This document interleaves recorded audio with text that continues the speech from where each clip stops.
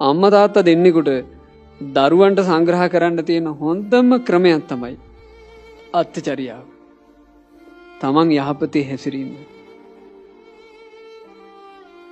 අම්මා තාත්තා දෙන්න ගෙදර ආගමික කටයුතු හරියට කරනවා නම් දරුවෝ නිකම්ම නැඹුරු වෙනවා ඒ ආගමික කටයුතු වලට.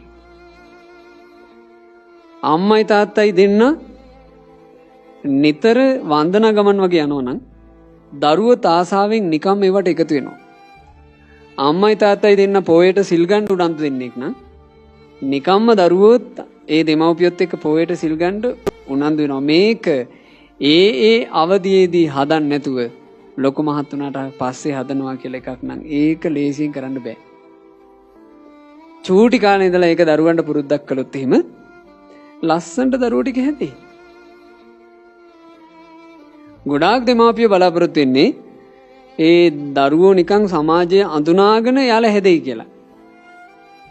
ඒකට දරුවෝ පූර්ව ආදර්ශය කරගන්නේ Taman දෙන්න අය කියලා. අම්මා තාත්තට අධ්‍යයනයක් නැහැ. මට මතකයි අපේ යාළුවෙක් හිටියා ඒ කාලේ. ඒ මිනිසයා සිගරට් වලට ඇබ්බැහි වෙලා හිටියා. දවසක් මේ අපිත් එක්ක මෙහෙම ඉඳලා අපිට දැනෙනවා තදට සිගරට් ගඳ.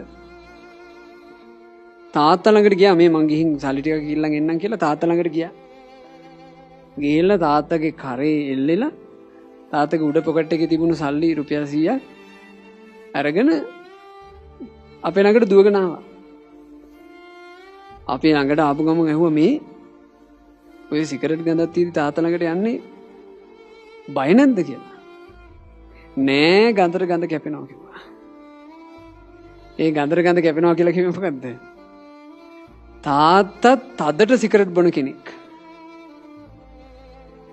ඒ නිසා පුතා සිගරට් වලට ඇබ්බැහි වෙලා විනාශ වෙනවා. පුතාට ගාණක් නෑ. තාත්තගේ පූර්වාදර්ශය නැති වෙච්ච ගමන් ඒ දරුවා විනාශ වෙලා. ඒ විනාශෙන් ගොඩ ගන්න පුළුවන් ද තාත්තට අවවාද කරලා. ඒ නිසා හොඳට මේවා අපි තේරුම් ගන්න ඕන.